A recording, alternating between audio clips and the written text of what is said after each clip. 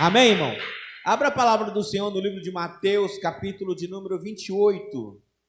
Mateus 28. No livro de Mateus, capítulo de número 28, diz: no findar do sábado, ao entrar o primeiro dia da semana, Maria Madalena e a outra Maria foram ver o quê? O sepulcro.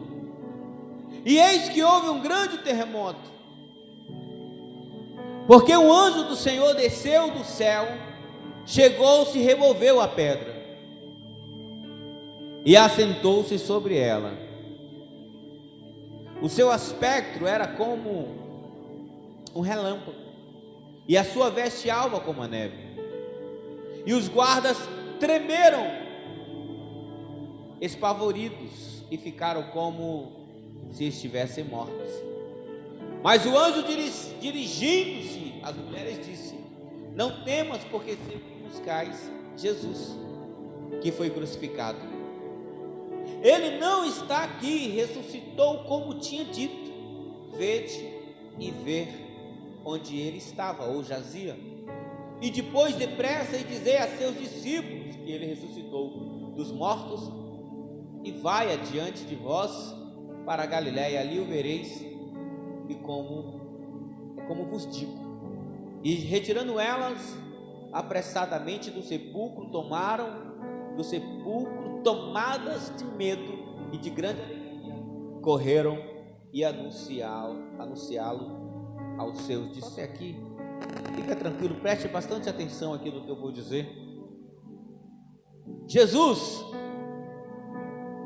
ele, antes de ser morto, ele estava na cruz, e quando ele estava na cruz, teve alguns acontecimentos que às vezes você perde. Primeiro, ele foi traído. Segundo, ele foi conduzido a Pilatos, conduzido a Herodes, devolvido a Pilatos, açoitado 40 chibatadas, menos uma. Jesus, antes de chegar na central de Jerusalém, Jesus já estava despedaçado. Irmãos, para analisar rapidamente, é para você entender. Às vezes você está cortando ali uma fruta, e a faca rapidamente você perde o controle dela, e ela tira um pedacinho de um dedo seu, um pedacinho corte. Você passa 3, 4 dias ali com aquele dedo doendo. Sim ou não, irmãos? Meu Deus. O chicote que o centurião e os romanos usavam era um chicote que tinha, preste atenção, ele tinha 12 pontas, e nas pontas tinha um mesclado de pedaços de ferro pontiagudos e pedaços de ossos de carneiro nas pontas.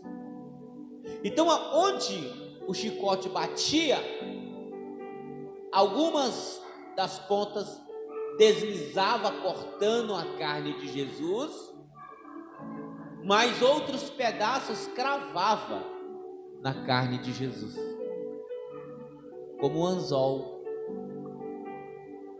Então, quando o soldado romano batia, alguns pedaços deslizava cortando a carne, e outros pedaços ficavam encravados no corpo de Jesus, que era necessário então, com a mesma violência que ele batia, ele era obrigado a puxar para que aqueles pedaços de ossos e aqueles pedaços de aço, de ferro, saíssem do corpo de Jesus. Jesus levou um açoite desse, de tal forma que, segundo historiadores, as costas de Jesus não tinha mais o que ser cortado. Segundo historiadores, eles tiveram que virar Jesus de barriga para cima, para que as 40 chibatadas fossem terminadas. Então Jesus foi cortado nas costas, e Jesus foi dilacerado também aqui no seu peitoral, no seu abdômen, nas suas pernas. Jesus foi realmente triturado naquele lugar, irmão.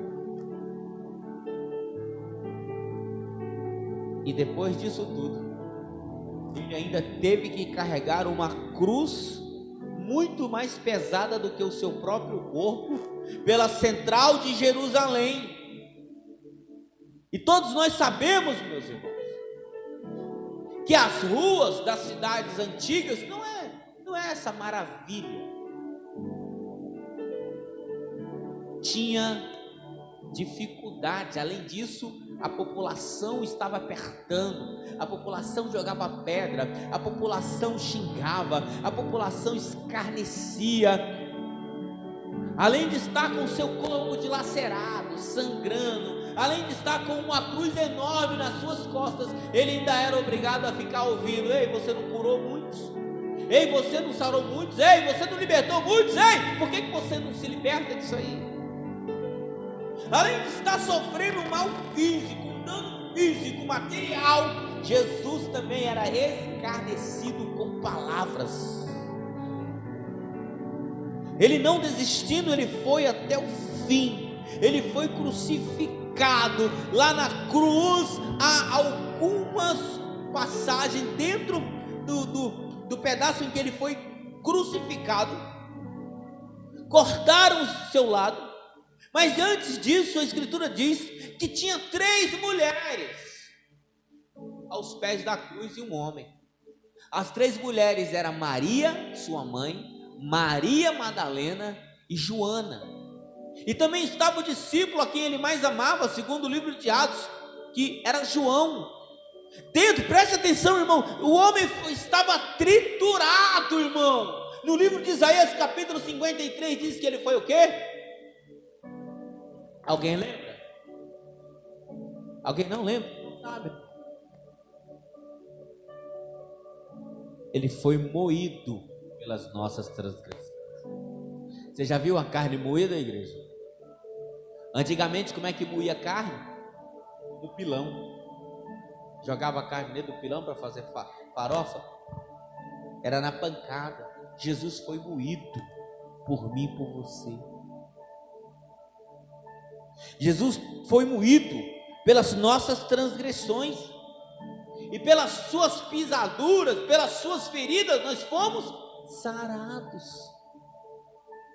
Irmãos, lá na cruz a Escritura diz que mesmo estando golpeado, mesmo estando sangrando, mesmo estando destruído fisicamente, ele ainda olha para Maria e diz: mulher, eis aí o teu filho. E eis aí, mulher, o teu filho, e eis aí, filho, a tua mãe. Ou seja, Jesus delegando a uma autoridade para João, dizendo: agora, a partir daqui, essa mulher é tua mãe, não deixe mais ela sozinha. O que eu entendo com isso? Que Jesus, ele sempre olhou e sempre zelou pela família. Mesmo na cruz, ele não deixou a sua mãe desamparada. Você está entendendo isso, irmão? Quantos não estão aí fora desamparando seus pais? Quantos não estão aí fora desamparando seus filhos? Mas mesmo na cruz, mesmo estando naquela condição desfavorável, Jesus olhou e disse: olha, cuide um do outro. É lindo isso, irmãos.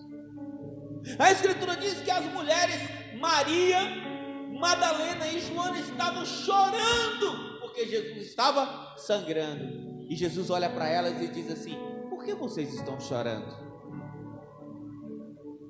Não chore por mim não. Não chore por mim não. Em outras palavras, ele disse: olha, daqui a pouquinho eu vou ressuscitar. Ei, eu estou morrendo agora, mas eu vou fazer uma obra tremenda. Eu vou ressuscitar, eu vou ser levado aos céus, não chore por mim não. Aí ele diz algo tremendo, um conselho: chore pelos seus filhos. e chore pelas suas filhas. Sabe por quê? Porque enquanto, irmão, escute isso que eu vou dizer para você. Enquanto Maria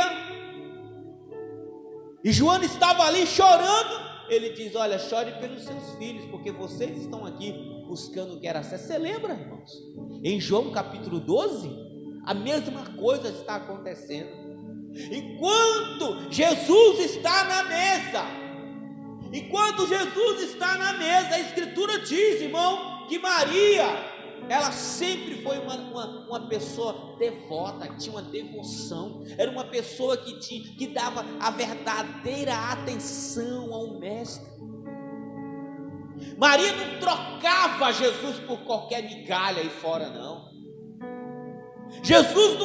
Maria não trocava Jesus por qualquer evento mundano. Maria não trocava Jesus por 10 minutinhos, 1 hora, 3 horinhas de bagunça mundana, não. Maria estava de frente de Jesus ali, mais uma vez. Por quê? Porque outras 2 vezes Maria já tinha mostrado algo tremendo. Quando Jesus visita a casa dela, a Escritura diz que Marta está ali trabalhando, fazendo as coisas do mundo, preparando a casa, dizendo: eu tenho que preparar. Sabe essas mulheres, nada contra, as mulheres loucas que você vai lá, tira um copo do lugar, ela larga você na sala, vai lá colocar o copo no lugar. Marta era assim. Fica imaginando Marta, Jesus, para entrar na casa dela, eu acho que Jesus teve que tirar as alparcas. Irmão, se você me convidar para ir na sua casa, eu não vou tirar o sapato, não. Maria sempre deu atenção. Maria sempre quis estar onde Jesus estava, de tal forma que o Mestre disse, ouvindo de Marta, dizendo: Senhor, ela não faz nada, Senhor. Fala para ela fazer alguma coisa, enquanto eu trabalho, ela só fica aí sentada. E Jesus então disse: olha, ela está na melhor parte. Ela escolheu a melhor parte.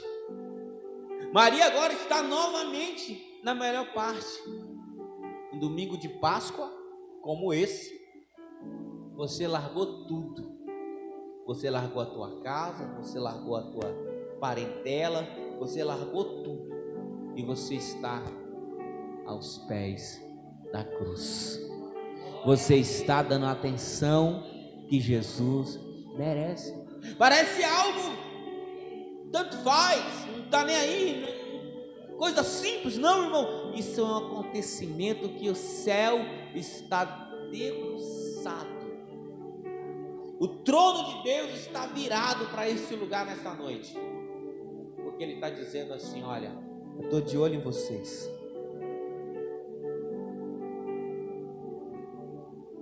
Nós temos que chorar, não por Jesus. Na sexta-feira, eu estava chegando em casa umas 10 e pouco da noite, teve muitos fogos no centro da cidade, iluminando a cidade. Eu falei: o que é isso, meu Deus? E nós lembramos, é a cena da via sacra dos católicos, aonde Jesus está ressuscitando. E quantos não estavam lá vendo aquela cena com a pinga na mão? E quantos não estavam lá vendo a cena do Jesus sendo ressuscitado com amantes, em fornicação, adultérios? Então não é, irmão, só estar lá vendo, é preciso praticar.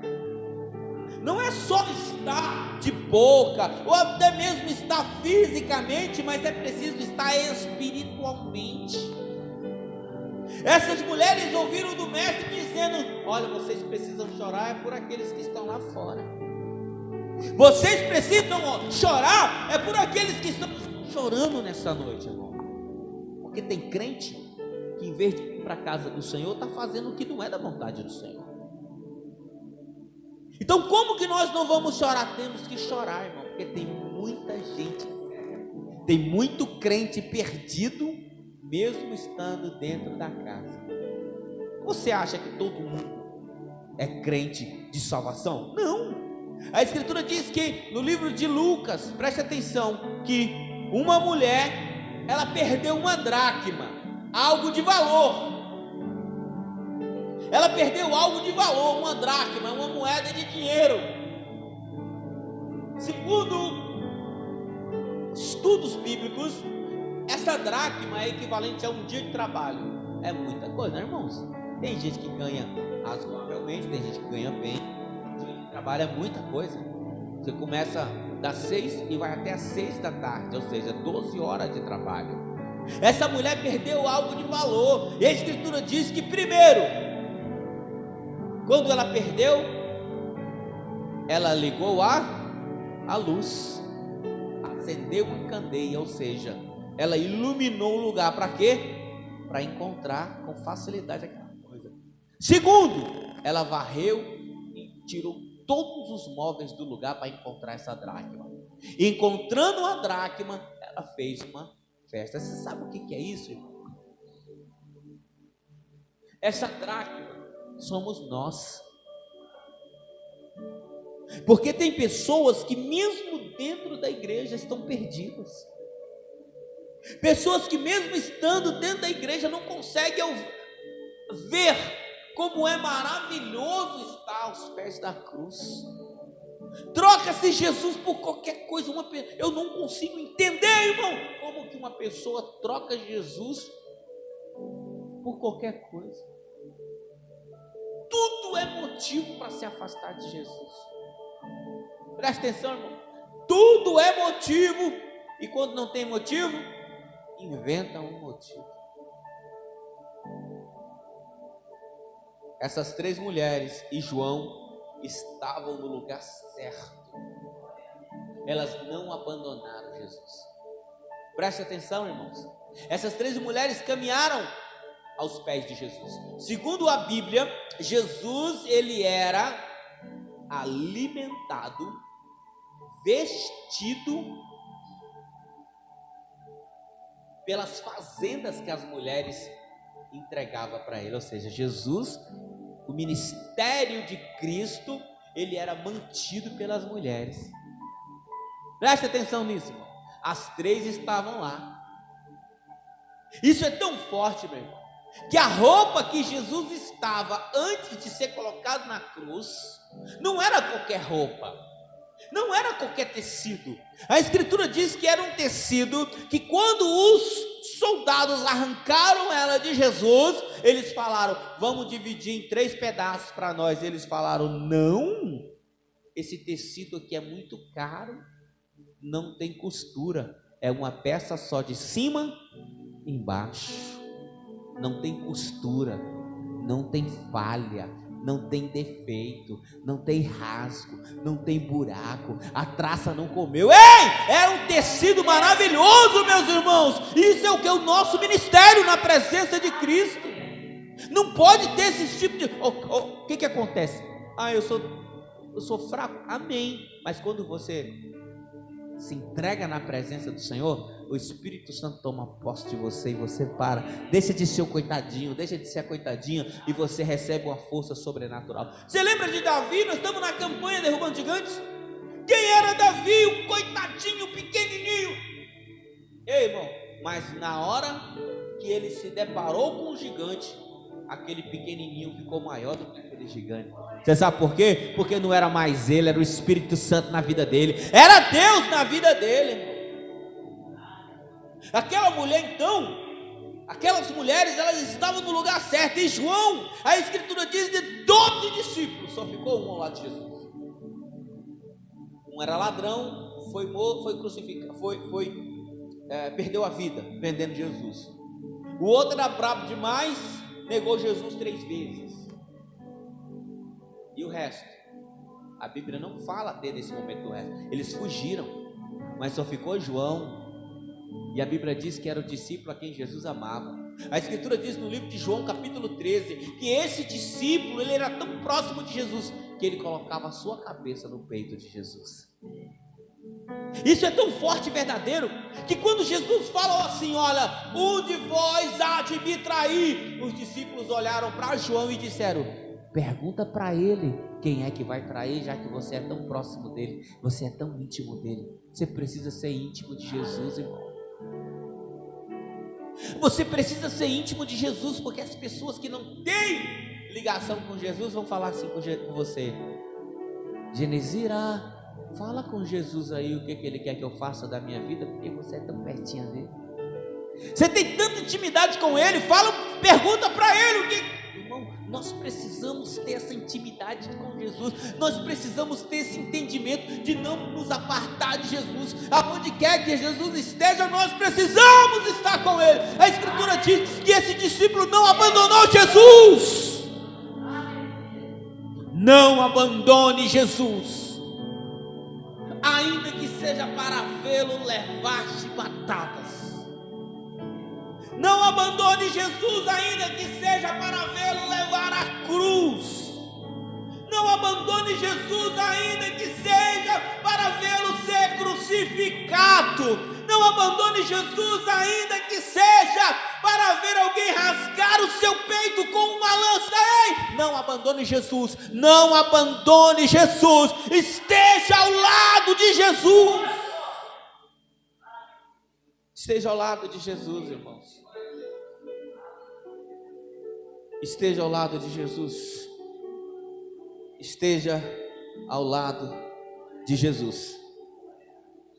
Porque quando ele foi ressuscitado, aleluia, os que foram com ele até o final foram os que viram ele pela primeira vez. Aleluia! Aleluia! Eles que viram Jesus pela primeira vez, a Escritura diz assim, irmãos, que quando elas se aproximaram, na passagem que nós lemos, Mateus, mas também está escrito de Marcos, de Lucas e de João, que estava um jardineiro assentado e perguntou para elas: por que vocês procuram o vivo entre os mortos?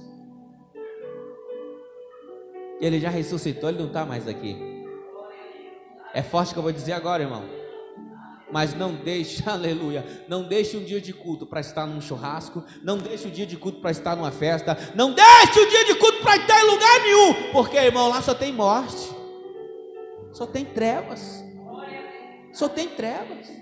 Não procure o vivo entre os mortos.